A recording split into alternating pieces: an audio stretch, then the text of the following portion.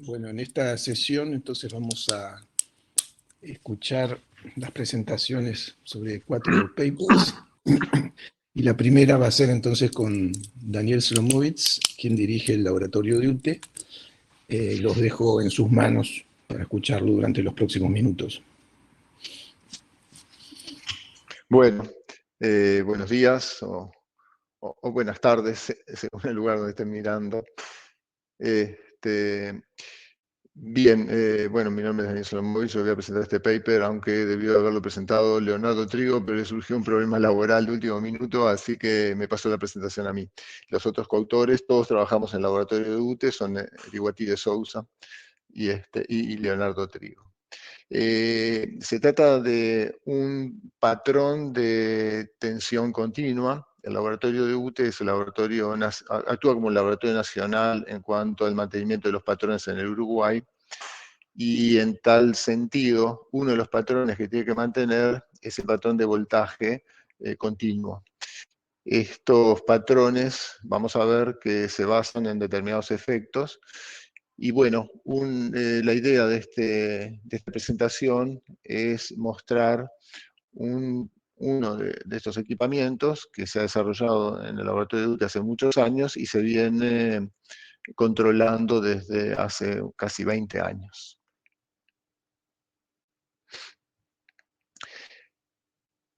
La actual definición del volt, de la unidad del volt, está basada en un efecto cuántico. Hace relativamente pocos años que se cambió la definición, y la definición de la unidad actualmente se basa en un efecto cuántico llamado efecto Josephson, que Josephson es la persona que no es que descubrió el efecto, pero sí el que desarrolló una técnica para poder medirlo aplicado, digamos, a la metrología. Bien, no vamos a hablar del efecto Josephson, simplemente decir que implementarlo da bastante trabajo. Hay que trabajar con temperaturas prácticamente de cero absoluto, con refrigeradores de helio líquido. Y bueno, esto es una paramenta que tiene su complejidad y su alto costo, no solo de inversión, sino de mantenimiento.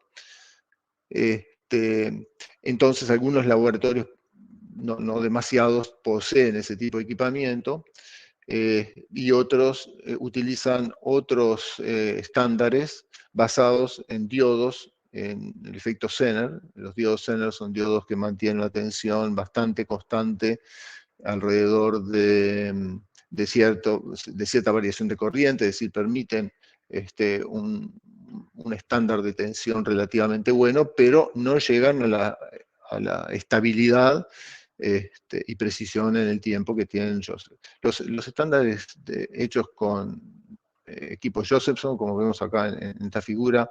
Y nosotros en el laboratorio de UTE hicimos un intento de montar un equipamiento de Josephson que, bueno, tuvo sus problemas. Durante un tiempo mantuvimos un estándar Josephson. Estos estándares llegan a incertidumbres, o mejor dicho, a estabilidades en el tiempo del orden de una parte en 10 a la 10. Estamos hablando de una precisión increíble. Los estándares Zener, por el contrario, tienen precisiones mucho menores, en el orden de 2 partes por millón por año.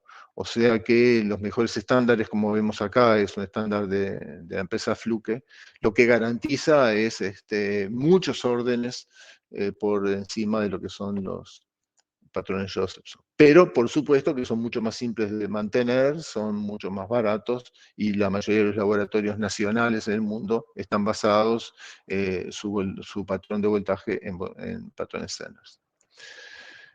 En América Latina, actualmente, hay solo 3 países que mantienen patrones Josephson: Argentina, Brasil y México. Todo el resto de los países mantenemos la unidad de voltaje nacional, patrón nacional de voltaje, basado en efectos Zener.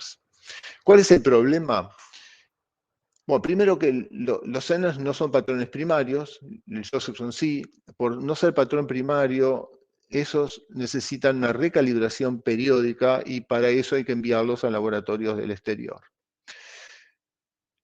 Eso podría no ser un problema grave, salvo que para que se mantenga el voltaje de esta fuente Senners, la alimentación no puede ser interrumpida, porque estos trabajan con ciertos hornitos a determinadas temperaturas y la temperatura tiene que mantenerse constante.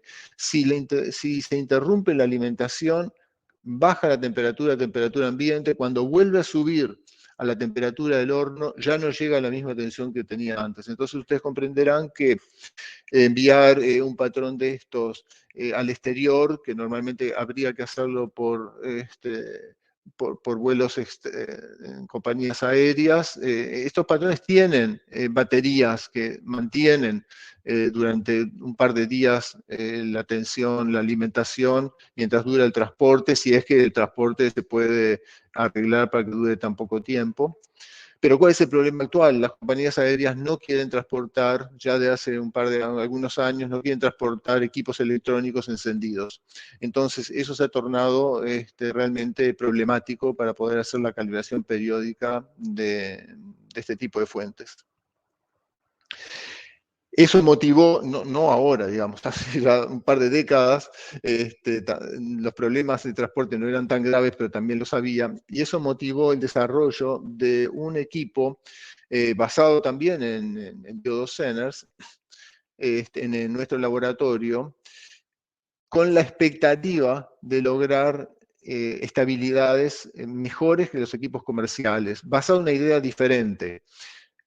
Los equipos estos comerciales lo que tienen en su interior es un diodo Zener muy especial, especialmente diseñado para este tipo de equipos, no es un diodo Zener que se pueda conseguir comercialmente, que aseguran una estabilidad en el orden que ya dijimos, de un par de partes por millón por año.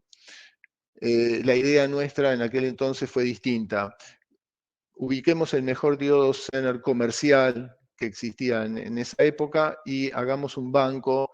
En aquel momento pensamos de 140 unidades. En realidad hicimos, la idea era hacer 2 bancos, o sea, en total entre los dos tener 300 unidades, haciendo un promedio, por supuesto, de las salidas de cada una de ellas. O sea, la expectativa era que si bien cada una de estas unidades puede tener una variación en el tiempo relativamente importante, en el promedio esas variaciones, en la medida que no estén correlacionadas, en el tiempo podrían mantenerse. Se hicieron en aquel entonces se hicieron algunas mediciones de corto plazo, por supuesto, se vio que la idea podía funcionar, y bueno, está funcionando ya hace 20 años. El Zener que se eligió es un Zener cuyo código es Ref 102, que no es solo un diodo Zener, sino que es todo un circuito integrado que internamente tiene el diodo Zener, pero después tiene un amplificador que genera la tensión de salida del chip. Eso es por lo siguiente: los diodos Zener varían con la temperatura, y hay 2 efectos contrapuestos. Uno tiende a aumentar el voltaje de salida con la temperatura y otro tiende a disminuirlo.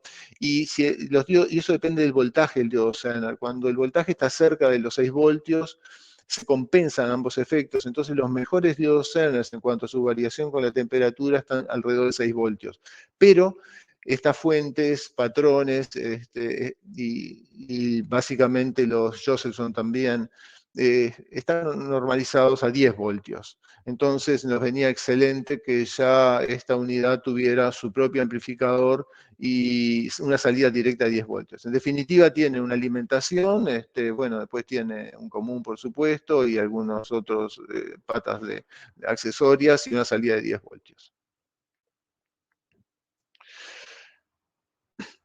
En lugar de hacer el promedio de todas las unidades, se prefirió dividir el conjunto en 4 subsets de 35 unidades cada una, y cada una de ellas tiene una salida particular. Si uno quiere hacer el promedio de las 4, también es posible, simplemente uniendo todas las salidas, pero eso no lo hemos hecho, porque la idea era, también al tener un banco Zener de un número tan grande de Zeners, está la probabilidad de que uno de ellos se rompa, y en la medida que estamos haciendo un promedio se pierda toda la trazabilidad del banco. En la medida que tenemos 4 salidas independientes, bueno, si algún Zener se rompe y bruscamente cambia su tensión en una variación significativa, primero se podría identificar porque este sistema está monitoreado permanentemente. Cada 15 minutos se mide cada uno de estos Zeners y más otros equipos que tenemos conectados. Y primero se puede detectar que una de las salidas varió respecto al promedio de las demás, y segundo, podría no usarse y seguir usando la unidad. Esta gráfica muestra, creo que los últimos 4 o 5 años, una gráfica que muestra cada una de las salidas en realidad respecto al promedio de todas. El salto, digamos, de división son 5 partes por millón, y ustedes notan de que las variaciones aleatorias que han tenido están en alguna décima de parte por millón. El promedio se hizo de una forma muy sencilla, simplemente poniendo un resistor a la salida de cada una de las fuentes, una red de resistores. Automáticamente esta red logra el promedio, si los resistores fueran idénticos, digamos. Pero aún sin ser idénticos, la influencia que tiene la variación de esos resistores con el tiempo y por sus exactitudes es despreciable. Las cuentas que nosotros hicimos está en 3 partes, en 10 a la 8. Pensemos que no queremos competir con Zeners, con Josephson, queremos competir con los Zeners comerciales que están su variabilidad está en varias partes, esto está en centésimas de parte. Todo esto está en un horno al orden de 44 grados y se mantiene controlado, por supuesto. Acá vemos simplemente unos meses de variación, pero es muy parecida, digamos. Las variaciones están en el orden de algunas centésimas de grado, lo cual se traduce en variaciones en el voltaje en algunas centésimas de parte por millón. De nuevo, está muy por debajo del objetivo. Bueno, ¿cómo podemos saber que esto anda bien? Primero, intercomparando, de esto en estos momentos hay 2 fuentes similares, o sea, tenemos 8 salidas que se intercomparan permanentemente, y a su vez están las fuentes comerciales, que también hay 2 o 3 fuentes comerciales que están integradas en el banco de intercomparación.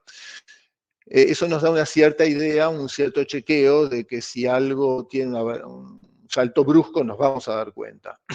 Pero, en definitiva, siguen siendo fuentes secundarias, patrones secundarios que requieren una calibración exterior. Bueno, en todo este periodo, ya casi de 20 años, tenemos 5 comparaciones en el exterior, todas hechas en laboratorios nacionales, algunos en Francia, algunos en Argentina, algunas veces en Brasil, y todos con equipamiento Josephson, obviamente, porque es el patrón primario contra el cual hay que referenciarlo. ¿Qué es lo que los resultados que ha dado están en esta gráfica? Esta gráfica tiene saltos de división de 0,1 parte por millón. Los puntos son, por supuesto, los valores informados por el laboratorio. Debo aclarar que no es que el banco se transportó al otro laboratorio. Tuvimos que usar, como es usual, lo que se llama un patrón viajero. Es decir, una de las fuentes comerciales fue la que tuvo que ir al otro laboratorio. Ese laboratorio, nosotros medimos la fuente antes que se vaya respecto a nuestro patrón. El otro laboratorio del exterior nos dijo cuánto pensaban que esa fuente tenía, y cuando volvió se volvió a chequear por si no hubo algún problema en el viaje. Y a través de ese patrón intermediario, digamos, viajero, es que asignamos el nuevo valor al banco nuestro. Bueno, en ese sentido lo que vemos es que en todo este periodo estas variaciones estuvieron en el orden de un par de décimas de parte por millón, lo cual, y si se hiciera un drift, que no es del todo muy correcto, porque en definitiva las incertidumbres que nos dan los laboratorios, son las barritas que vemos acá, son bastante grandes como para tener confianza sobre un drift, pero bueno, está en el orden de algunas centésimas de parte por millón por año. La última se hizo ahora hace muy poquito, en el 20 más o menos, terminamos de hacer la intercomparación en el año pasado.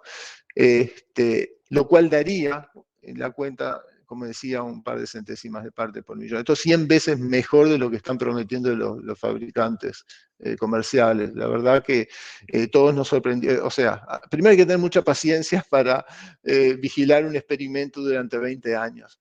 Y tener mucho cuidado, porque en 20 años pasan muchas cosas que pueden destruir el experimento. Pero la verdad que todos nos sorprendimos con los resultados, porque nunca esperamos una estabilidad de este tipo en aquel momento.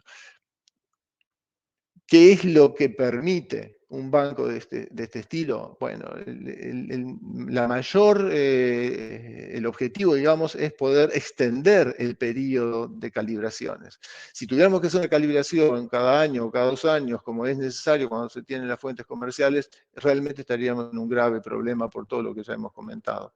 Si podemos extender ese periodo a 5, 7 o 10 años, bueno, el problema, por supuesto, que se reduce sustancialmente. ¿Qué estamos pensando? Primero, ya está en construcción 2 fuentes más, porque si bien todas estas fuentes han mostrado una enorme estabilidad, tenemos que reconocer que ya tienen 20 años y bueno, su probabilidad de falla empieza a aumentar. Entonces ya está en construcción 2 bancos más, como para tener 4 bancos y sustituir a alguno que entre en falla. Y la otra idea que estamos manejando es estudiar algunas propuestas que andan por la vuelta, aunque nunca se han materializado comercialmente, y es ver si hay posibilidades implementando algún dispositivo adicional de apagar una fuente y mandarla al exterior a calibrar apagada, pero que cuando se prenda vuelva a su valor original y no tenga la histéresis que tienen las fuentes actuales. Sobre eso hay algunas propuestas que no han tenido gran éxito, pero bueno, son ideas que tenemos para ver si hay posibilidad de implementarlas. Bueno, eso en principio es todo. Muchas gracias por la atención y en principio estoy esperando, quedo a la espera de preguntas. Bueno, muchas gracias, Daniel, por tu muy interesante presentación.